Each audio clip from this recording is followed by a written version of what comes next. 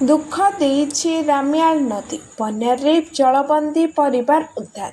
ଲଗାଣ ବର୍ଷା ଯୋଗୁଁ ରାମ୍ୟାଳ ନଦୀରେ ବଢ଼ିଛି ଜଳସ୍ତର, ଫଳରେ ନଦୀରେ ସୃଷ୍ଟି ହୋଇଛି ବନ୍ୟା ବିପତ୍ତି।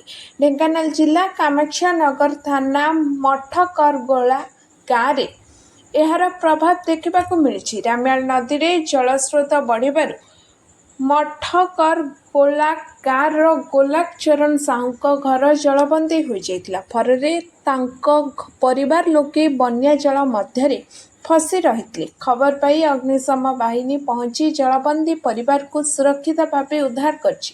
ଅନ୍ୟପଟେ ବନ୍ୟା ଜଳ ପଶିବାରୁ ଗୋଲକ ଚରଣ ସାହୁଙ୍କ ଲକ୍ଷାଧିକ ଟଙ୍କାର ବାଇଗଣ ଏବଂ ଜହ୍ନି ଫସଲ ନଷ୍ଟ ହୋଇଯାଇଛି। ତେବେ ଏହାକୁ ନେଇ ପରିବାର ଚିନ୍ତାରେ ପଡ଼ିଛନ୍ତି। ରାମ୍ୟାଳ ନଦୀ କୂଳରେ ଥିବା ଅନେକ ଅଞ୍ଚଳ ମଧ୍ୟ ବନ୍ୟା ଜଳ କୂଳ ଲଙ୍ଘିଥିବା ଜଣାପଡ଼ିଛି। ବନ୍ୟା ବିପତ୍ତି ପରିବାରଙ୍କୁ ତୁରନ୍ତ ପ୍ରଶାସନ ପକ୍ଷରୁ ଆବଶ୍ୟକ ସହାୟତା ଯୋଗାଇ ଦେବା ସହ ଫସଲର କ୍ଷୟକ୍ଷତି ଆକଳନ କରି କ୍ଷତିପୂରଣ ଦେବାକୁ ଦାବି ହୋଇଛି। Bureau report, around Odisha live.